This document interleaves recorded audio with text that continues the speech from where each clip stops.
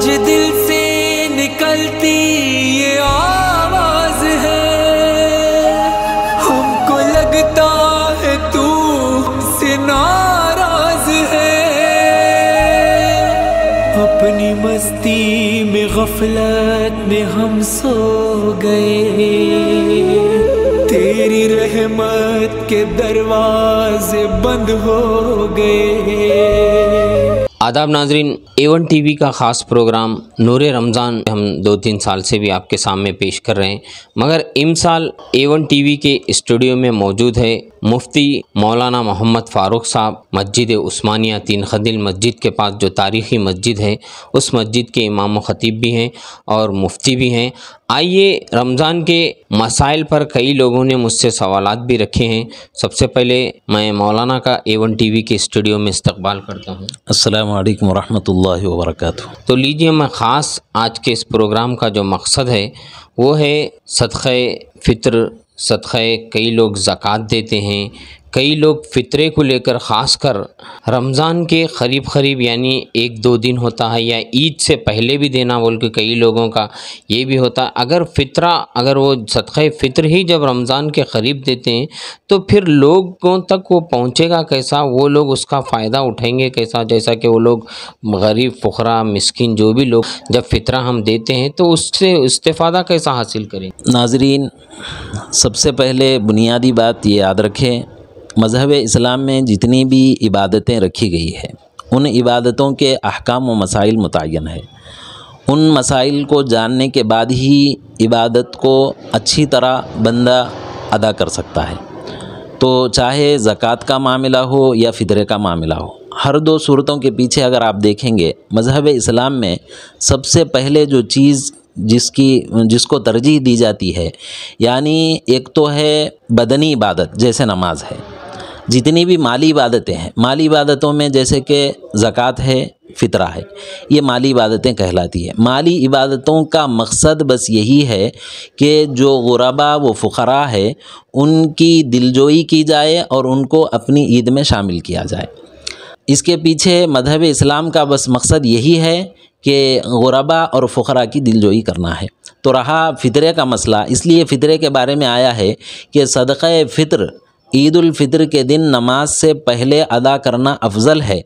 लेकिन बाज़ फ़ुक़हा ने यह भी फ़रमाया कि नमाज ईद से पहले नहीं बल्कि उससे क़बल भी अगर अदा कर दिया जाए तो ये बेहतर है। ये इसलिए कि गुरबा व फ़ुक़रा की इसमें मदद होती है, वो लोग भी हमारे साथ ईद में शामिल हो जाते हैं।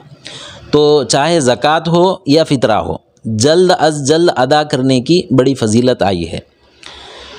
और रहा ज़कात का मसला, माह रमज़ान मुबारक को इसलिए मुतय्यन किया जाता है क्योंकि माह रमज़ान मुबारक में हर नेक अमल का बदला 10 गुना से लेकर 70 गुना तक इजाफ़ा कर दिया जाता है। 10 गुना से लेकर 70 गुना इजाफ़ा होता है। तो इसके पेश नज़र तमाम लोगों का अमल इस बात पर रहा, हालांकि ज़कात के लिए साल गुज़रना शर्त है। तो साल गुज़रने में रमज़ान मुबारक कोई मुतय्यन यानी महीना नहीं है कि माह रमज़ान मुबारक ही में ज़कात निकाली जाए। माह रमज़ान मुबारक से पहले भी ज़कात अदा कर सकते हैं, लेकिन माह रमज़ान मुबारक को तरजीह देने की वजह बस ये है कि माह रमज़ान मुबारक में चूँकि सवाब का दर्जा बढ़ा दिया जाता है। जैसे कोई एक फ़र्ज़ अदा करता है तो उसका दर्जा बढ़ाकर 70 फ़राइज़ का उसको सवाब दिया जाता है। जैसे कोई एक फ़र्ज़ नमाज अदा करे, 70 फ़र्ज़ों का उसको सवाब है। तो ज़ाहिरी बात है ऐसे वक्त में अगर कोई अपनी ज़कात का 1 रुपया अगर अदा करेगा तो उसको 70 रुपये अदा करने का सवाब उसको दिया जाएगा। तो इसके पेश नज़र अक्सर लोगों का अमल माह रमज़ान मुबारक में होता है, लेकिन तमाम लोगों के लिए हिदायत है कि वो माह रमज़ान मुबारक में जो ज़कात निकालने का जो अमल अंजाम देते हैं तो उनके लिए बेहतर ये है कि वो माह सियाम में इब्तिदाई दिनों में ज़कात को निकाल ले, ताकि ज़कात का जो मकसद गुरबा और फ़ुक़रा की दिलजोई करना और उन तक अपने माल का हिस्सा पहुंचाना है वो पूरा मुकम्मल हो जाए। ख़ासकर इसलिए कर रहा था कि कई लोग जब ज़कात आखिर में देते हैं तो आप देख रहे हैं माह रमज़ान में आखिर में जो ताख़रातें होती हैं उस वक्त में बाज़ार इतना खचाखच भरा हुआ होता है कि जब ज़कात के पैसे देते हैं तो वो जो फ़ुक़रा हैं, जो ज़रूरतमंद है, वो जब भी जाते हैं कपड़े वग़ैरह कुछ अपने घर के सामान वग़ैरह ख़रीदने आखिर में जाते हैं, जबकि आखिर में जो 5 ताख़रातें हैं वो इबादत के लिए अफजल है। क्यों ना ऐसा हो, जो लोग ज़कात निकालते हैं वो पहले ही अगर 15 रोज़ों के बाद या 20 रोज़ों से क़ब्ल दे दें तो वो शायद मेरे ख़्याल से उन लोगों के लिए ख़रीद व फ़रोख्त के लिए भी यकीनन अभी मैंने जो बात बताई है उसका माहसल बस यही है कि गुरबा और फ़ुक़रा को हमारे साथ ईद में शामिल करना मकसद होता है, चाहे ज़कात का मामला हो या फ़ित्रे का मामला। जैसा कि आपने कहा आखिरी अशरा चूँकि रमज़ान मुबारक अलविदा होता है तो उस वक्त इबादतों का अहतमाम ज़्यादा होना चाहिए। जैसे आखिर के अशरे में जो ताख़रातें आती है, बिलखुसूस उन ताख़रातों में शब क़द्र का चूँकि अहतमाम होता है, तो किसी भी ताख़रात में शब क़द्र हो सकती है। तो लिहाजा लोगों को चाहिए कि वो माह सियाम के इब्तिदाई में ज़कात अदा करने का अमल पूरा करें, ताकि उनको वो सवाब भी हासिल हो जाए जो माह रमज़ान मुबारक में रखा गया है, और जो ज़कात और फ़ित्रे का मकसद है वो मकसद ये है कि गुरबा फ़ुक़रा की मदद हो जाए, वो हासिल हो जाए। कई लोग कहते हैं कि 2.5 किलो गेहूँ दे सकते, बाज़ लोग बोलते हैं नहीं 2 किलो गेहूँ दे सकते। असल उसकी मकदार क्या है और कब देना चाहिए, किन लोगों को देना चाहिए? फ़ित्रे से मुताल्लिक़ फ़ुक़हा इकराम ने जो मसाइल बताए हैं उसके अंदर उसकी तफसील ये है कि फ़ित्रे में गेहूँ अगर आप फ़ित्रे में अदा कर रहे हैं तो हमारे दक्कन के इलाक़े की जो मशहूर यूनिवर्सिटी जामिया निज़ामिया है, जामिया निज़ामिया के फ़तवे के मुताबिक़ गेहूँ वग़ैरह अगर आप अदा कर रहे हैं अजनास, तो इसमें बात बतलाई गई कि आधा सा यानी लगभग हमारे अगर किलो के हिसाब से उसको देखा जाए तो 1.25 किलो उसका जो है मकदार बनती है। 1.25 किलो गेहूँ अगर अदा कर रहे हैं तो आप 1.25 किलो गेहूँ अदा करेंगे, या गेहूँ के बजाय उसकी कीमत भी अगर देना चाहे तो कीमत भी अदा कर सकते हैं। रहा मसला गेहूँ अगर अदा कर रहे तो ये है, और खजूर और मुनक़े का भी अहादीस में ज़िक्र आया है।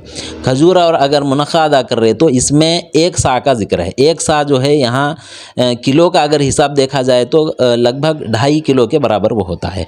तो मेरी राय में मैं ये समझता हूँ कि अल्हम्दुलिल्लाह अल्लाह तबारक व तआला ने जिन्हें माल व दौलत से नवाजा है, चूँकि हर इबादत माली इबादत में गुरबा और फ़ुक़रा का ज़्यादा ख्याल किया जाना है, तो जिन्हें अल्लाह तबारक व तआला ने खूब नवाजा है तो उनके लिए राय ये है, ये देखिए गेहूँ अगर आप अदा कर देंगे, गेहूँ के अलावा खजूर और मुनक़े खजूर और मुनक़े का भी अहादीस में चूँकि ज़िक्र है, तो खजूर और मुनक़े के हिसाब से अगर आप अदा करेंगे तो उसके हिसाब से एक शख्स का फ़ितरा जो है लगभग खजूर अगर आप 1 किलो खजूर का हिसाब करेंगे 100 रुपये भी अगर उसको पकड़ कर चले तो 2.5 किलो खजूर यानी एक शख्स का जो है 250 रुपये फ़ितरा मुकर्रर। खजूर के तो कई वैरायटी होते हैं, जैसे गेहूँ के 5-10 रुपये कम होते, खजूर कभी 250 रुपये, कभी 700 रुपये, कभी 1000 रुपये किलो भी है। यकीनन उसमें जो यानी आम तौर पर जो खजूर होता है, जो भी आदमी जो अपनी इस्तेताअत से दे सकता है, इस्तेताअत से जो दे सकता है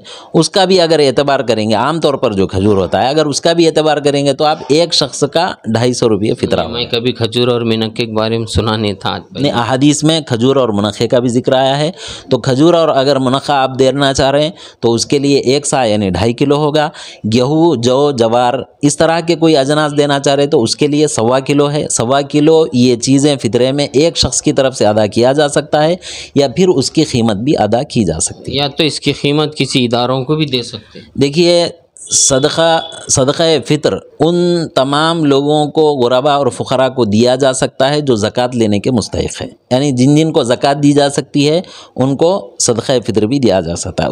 अगर अपने अहल व अयाल में से कोई गुरबा और फ़ुक़रा मौजूद ना हो तो फिर आपकी ये रक़म यानी सदक़ा फ़ितर की रक़म को मदारिस के लिए भी दिया जा सकता है। अच्छा, ज़कात के ताल्लुक़ से आप ख़ास इस पर रोशनी डालिए मौलाना कि ज़कात जो होती है ख़ास कर कई लोगों लोगों के घर में 1-2 भाई वगैरह होते हैं, फ़ोन पे भी राब्ता कर रहे थे कि एक घर में 3 भाई है, जैसे कि एक भाई के पास 6 तोले सोना है, एक के पास 5 तोले, ऐसा हर एक घर में अलग अलग भी होते हैं लोग, मगर उनके पास सोना जो होता है तकरीबन पूरा मिला के 15-16, क्या वो उनका तीनों पर भी ज़कात होता है? क्या वो तीनों अलग अलग? नाज़रीन, ज़कात से मुताल्लिक़ ये अहम सवाल आपने किया है। इससे मुताल्लिक़ ये मसाइल जानना बेहद ज़रूरी है, क्योंकि जो भी इबादत हमारे ऊपर लाजिमी होते हैं उमूमन हमारे पास इन मसाइल को नहीं जाना जाता। बस पहले से घर में जो चलते आ रहा है, घर के जो बड़े हैं वो घर के बड़े अदा कर देंगे तो हम समझते हैं कि पूरों की तरफ से ही अदा हो गया है। जैसे कि ख़ास तौर पर क़ुरबानी के वक्त ये मसला बड़ा उठता है कि क़ुरबानी सारे घर वालों की तरफ से एक शख्स अदा कर देता है तो क्या सारे के ज़िम्मों से साक़ित हो जाती है? तो इसमें बुनियादी तौर पर यह बात याद रखने की ज़रूरत है कि ज़कात जो मज़हब इस्लाम ने लाजिम किया है वो मालदार मुसलमान पर लाजिम किया है। तो ज़कात के वाजिब होने की शर्तें पहले देखेंगे। ज़कात के वाजिब होने की शर्तों में मुसलमान होना है, आखिल होना है और बालिग होना है। बच्चों पर ज़कात नहीं है, कोई पागल और मजनून है तो उस पर ज़कात नहीं है। इसी तरह मुसलमान पर ज़कात फ़र्ज़ है, गैर मुस्लिम पर ज़कात फ़र्ज़ नहीं है। अब मुसलमान पर ज़कात फ़र्ज़ है। अब घर में 4 अफराद, 4 भाई अगर मौजूद है, 4 भाई अपने अपने कारोबार में जो है अपनी तिजारत कर रहे हैं, तो अब ये देखेंगे कि चारों के पास माल कितना मौजूद है। यानी ज़कात के लिए जो एक मुतय्यन मिक़दार जो निसाब मुक़र्रर की गई है, वो निसाब का अगर कोई मालिक हो गया तो उसके ऊपर ज़कात, तो उसके लिए सोने का निसाब अलग है, चांदी का निसाब अलग है, या फिर आपके पास कैश वगैरह मौजूद है तो उसका निसाब अलग है। सोने के निसाब के बारे में जामिया निज़ामिया के फतवे से मुताल्लिक़ जो बात बतलाई गई वो ये है, 60 ग्राम सोना, 755 मिलीग्राम सोना अगर किसी के पास मौजूद है तो इब्तिदा यानी 6 तोला, 6 तोला, 6 तोले अगर किसी के पास है, उसके पास 1 साल गुजर गया, उसके ऊपर कोई ख़र्ज़ वगैरह नहीं है, यानी खा पी कर अगर वो खुशहाल है तो फिर ऐसे शख्स पर ज़कात देना वाजिब है। तो घर में 4 अफराद, 4 भाई है कमाने वाले, एक की तरफ से अगर ज़कात अदा कर दे, दूसरे के पास माल मौजूद है तो वो माल की ज़कात अदा ना करने की वजह से वो शख्स गुनाहगार हो जाएगा। तो ज़कात का मसला पूरे घर के कुंबे पर जो शख्स यानी घर का बड़ा होता है उसकी तरफ से एक ज़कात अदा नहीं होती, बल्कि ज़कात का मसला ये है कि जिस शख्स के पास माल मौजूद होगा वो शख्स अपने माल की ज़कात अदा करेगा। तो कितना माल मौजूद होगा उसके बारे में ये उसूल याद रखे। सोने पर 60 ग्राम, 755 मिलीग्राम, जैसा कि आपने अभी कहा कि 6 से 6.5, हाँ 6 से 6.5 तोले अगर सोना है तो उसके ऊपर ज़कात वाजिबी है। इसी तरह चांदी का जो निसाब बतलाया गया उसके अंदर 42.5 तोले चांदी अगर किसी के पास है, या फिर कैश की सूरत में देखेंगे, कैश अगर इतना है कि दोनों निसाबों में से किसी एक निसाब तक अगर पहुंच जा रहा है, यानी इतना पैसा आपके पास मौजूद है कि जिसके ऊपर 42.5 तोले चांदी अगर ख़रीदी जा सकती है, खाने पीने के बाद खुशहाल रहकर इतना इजाफी पैसा अगर आपके पास मौजूद है तो आपके ऊपर ज़कात वाजिब है। कई लोग ये कहते हैं कि हम जो सोना हमारे पास है, हमारे अहलिया के पास जो भी घर में सोना है, वो जो सोना है ये तो रोज़ का है भाई, हमारे को इसके ऊपर ज़कात कहीं को इससे अगर एक्स्ट्रा है तो ये तो हमारे घर में रोज़ाना पहनते करते हैं, तकरीबन 5-6 तोले तो मामूल है, हर घर में होता है, इस पर फिर ज़कात कैसा दी जाती है? ये इसके अलावा अगर कोई है, और बाज़ लोगों के पास अपने ये तमाम चीज़ें होते हुए भी बाज़ लोग प्लाट वगैरह ख़रीदते हैं, अगर उस पर ज़कात है या नहीं, अगर है तो वो लोग कहते हैं हमारे को घर नहीं है भाई, किराए के घर में हैं हम, वो प्लाट ख़रीद के रखें, आगे चल के हम वो मकान बनाना चाह रहे हैं, क्या इस पर भी ज़कात हो? सोने चांदी से मुताल्लिक़ जो ज़ेवरात की बात आपने की है उसके बारे में सबसे पहले ज़कात की हिकमत क्या है उसको हमें मालूम करने की ज़रूरत। मज़हब इस्लाम ने जो ज़कात को लाजिम किया है उसके पीछे फ़ुक़हा कराम ने 3 हिकमतें बतलाई है। सबसे पहली हिकमत ये है कि ज़कात की वजह से जो सोना चांदी आपके पास जमा है वो सोना चांदी की मोहब्बत आपके दिल से निकल जाए, जो दुनियावी माल होता है उसकी मोहब्बत आपके दिल से निकल जाए। ये एक मकसद है।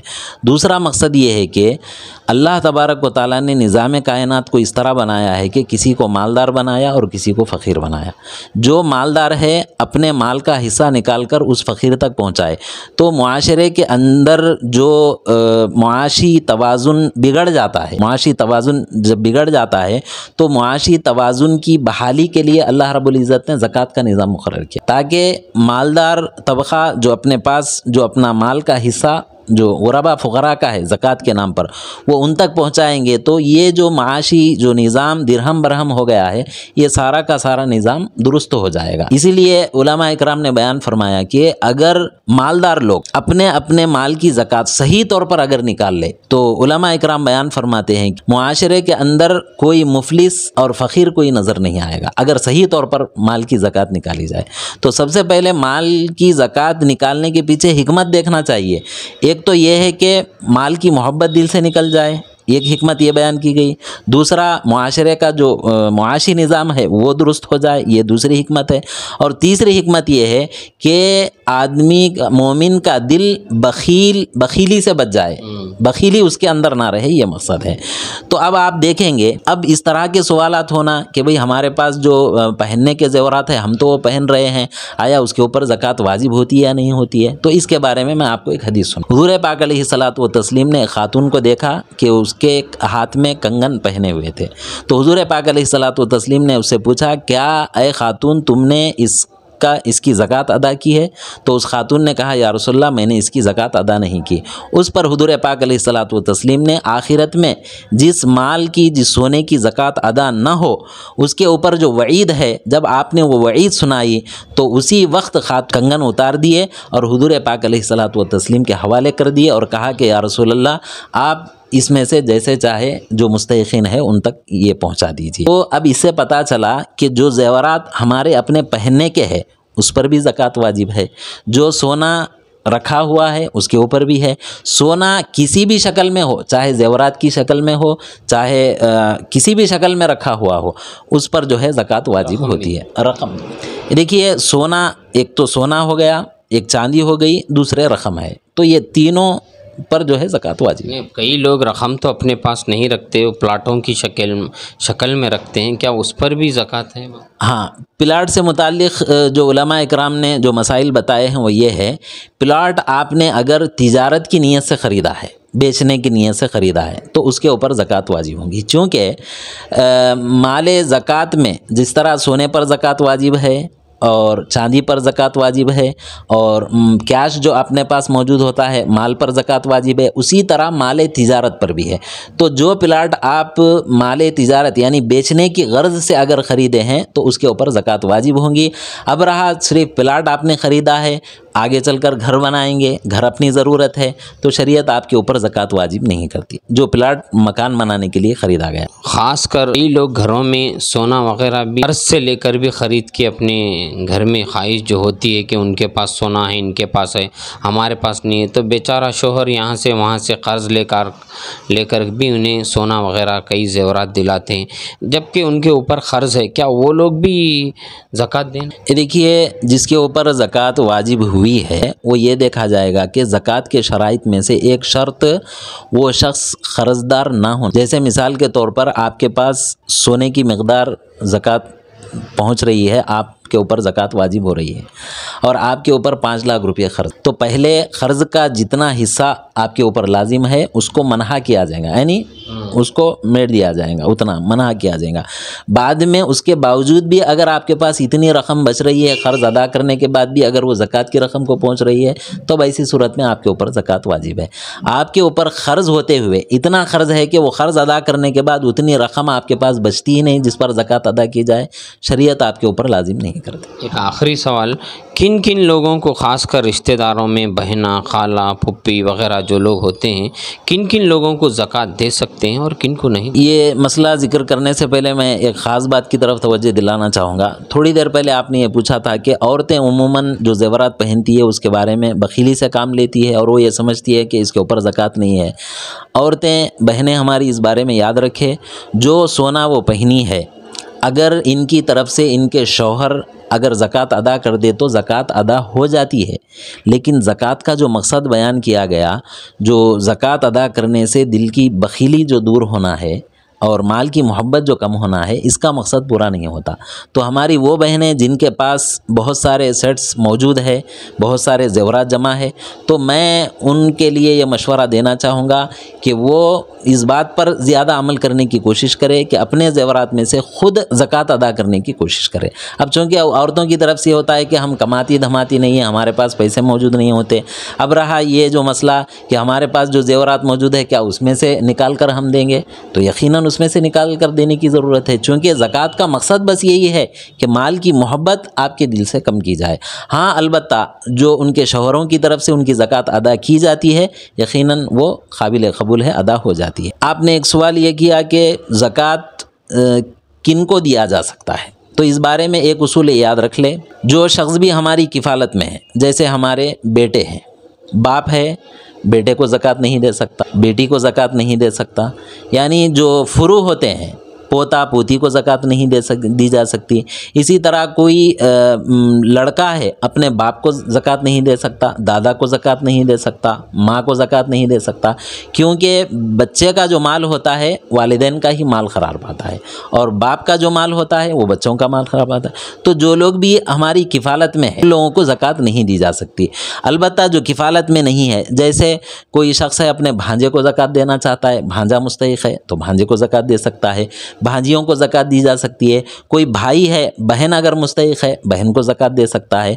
अलबत्ता ये असल और फुरू का एतबार होता है, यानी असल का मतलब ये होता है कि बाप है, दादा है, परदादा है, इस तरह रिश्तों में जो होते हैं उनको ज़कात नहीं दी जाती। फुरू का मतलब ये होता है कि बेटा है, फिर पोता है, फिर पड़पोता है, इनको ज़कात नहीं दे सकते। बाकी इसके अलावा खाला फूफी अगर कोई मुस्तहिक़ है ज़कात लेने के, अगर वाक़ईतन वो लोग यानी इतने मोहताज है कि उनको ज़कात देना ज़रूरी है, तो ऐसों को ज़कात दी जाती है। अफजल ज़कात देना मोहल्ले में जो वाक़ई में मुस्तहिक़ हैं उनको ढूंढ ढूंढ कर देना ही अफजल है, या कहीं इदारों को या मसाजिदों को? यकीनन देखिए, ज़कात का जो मसरफ़ है, सबसे पहले बुनियादी बात ज़कात का जो मसरफ़ बतलाया गया वो यही है कि इन्नमस सदक़ातु लिल फ़ुक़रा वल मसाकिन। कुरान की आयत करीमा जो है, इन्नमस सदक़ात यानी सदक़ात से मुराद चाहे सदक़ा फ़ितर हो चाहे सदक़ा ज़कात हो, इन्नमस सदक़ातु लिल फ़ुक़रा वल मसाकिन। पहले नंबर पर फ़ुक़रा आएंगे, यानी जो मोहताज है, उसके दूसरे नंबर पर जो है मसाकिन आएंगे, जो कम दर्जे के मोहताज है। तो हर दो सूरतों में आप देखेंगे फ़ुक़रा और मसाकिन दोनों हर मोहताज है, तो इन तक ज़कात पहुँचाना इंतहाई ज़रूरी है। और ज़कात का जो मकसद है वो यही है कि आप ज़कात की रक़म उनके हवाले कर दे या कुछ अनाज वग़ैरह लेकर उनके हवाले कर दे। तो ज़कात के पीछे आप देखेंगे ज़कात का जो मकसद है उनकी किन ज़रूरतों को पूरा करना है। अगर उनके पास खाना मौजूद नहीं है तो खाने का इंतज़ाम करेंगे, कपड़ा मौजूद नहीं है तो कपड़ा पहनने का इंतज़ाम करेंगे, अगर घर मौजूद नहीं है तो घर का इंतज़ाम करेंगे। जो इंसान की जो 3 बुनियादी ज़रूरतें होती है, आदमी अगर उसमें मोहताज हो जाए तो ज़कात का पहला मसरफ़ ये है कि फ़ुक़रा और मसाकिन की इन 3 ज़रूरतों को पहले पूरा किया जाए। और उसमें अफजल ये है, अपने जो रिश्तेदार होते हैं, रिश्तेदारों में अपने जो दोस्त व अहबाब होते हैं उनमें ज़्यादा तरजीह दी जाए, क्योंकि बहुत सारे ऐसे होते हैं जो जाकर दूसरों के सामने हाथ नहीं फैलाते। आप बेहतर तौर पर जानते हैं कि आपके रिश्तेदारों में कौन ज़्यादा मुस्तहिक़ है, तो लिहाजा अफजल ज़कात वही है जो अपने रिश्तेदारों में जो गुरबा और फ़ुक़रा है उनको दी जाए। इन लोगों को देने के बावजूद भी अगर कुछ रकम बच रही है या आपके रिश्तेदारों में कोई ऐसे मुस्तहिक़ीन नहीं है जो ज़कात लेने के मुस्तहिक़ है, तो फिर आप इदारों को दे सकते हैं जो इदारे मुस्तहिक़ है। हाँ, अब इदारों में भी ये बात ख़ास तौर पर याद रखें, बहुत सारे इदारे ऐसे हैं जहाँ पर ज़कात का जो इस्तेमाल है, यानी बहुत सारे दूर दराज के लोग इधर तौर पर आ जाते हैं और कई सारे सिर्फ चंदे के धंधे चल रहे हैं। तो ऐसे मकाम पर अगर आप ज़कात देंगे, अगर वो लोग ले जाकर इसका गलत इस्तेमाल करेंगे तो फिर आपकी ज़कात कबूल नहीं होती। तो इसीलिए ज़कात के बारे में फ़ुक़हा इकराम ने ये बात बतलाई है ख़ास तौर पर कि ज़कात अदा करते वक्त ज़कात देने वाले के लिए ज़रूरी है कि वो सही मुस्तहिक़ को तलाश करके, चाहे वो इदारा हो या कोई और शख्स हो, सही मुस्तहिक़ तक ज़कात पहुँचाना ये इंतहाई ज़रूरी। ठीक है मौलाना, बहुत बहुत शुक्रिया। ख़ासकर A1 TV के स्टूडियो में आकर आपने ख़ासकर जो रमज़ान के मसाइल थे उस पर आपने बात की। और भी मैं A1 TV के जो नाज़रीन हैं हमारे चैनल को देख रहे हैं, उनके अगर कई सवालात हैं तो मैं फिर इंशाल्लाह फिर एक और एपिसोड मौलाना के साथ आपके सामने फिर कभी गुफ्तगू करने की इसी बात पर कोशिश करूँगा। आप अपने कमेंट्स नीचे कमेंट्स बॉक्स में ज़रूर दीजिए। जैसा कि मौलाना ने अब बताया कि ज़कात का असल मकसद ये है कि हमारे अंदर ख़ासकर जो लोग समझते हैं कि पैसा ही सब कुछ है, ये इन चीज़ों से हटने के लिए अल्लाह ताला ने ख़ासकर ये दौलत की मोहब्बत को हटाने के लिए ख़ासकर अल्लाह ताला ने हमारे ऊपर ज़कात वाजिब की है। और जैसा कि मौलाना ने कहा ज़कात किन किन पर दी जाती है, कई लोग ज़कात के ताल्लुक़ से पूछ रहे थे। बाप बेटा जो भी हमारे से जो जुड़े हुए होते हैं, तफसीली तौर पर मौलाना ने ये भी बात की। और भी अगर कोई मसाइल हैं तो आप ज़रूर कमेंट्स बॉक्स में दीजिए। मैं आपका मेज़बान एंकर इंडियन भाषा A1 TV उर्दू रायचूर से।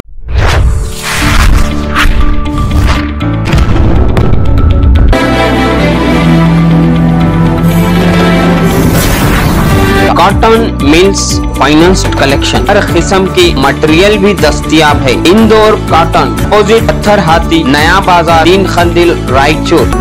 रमेश ड्रेसेस लाया है रमजान का नया स्टॉक।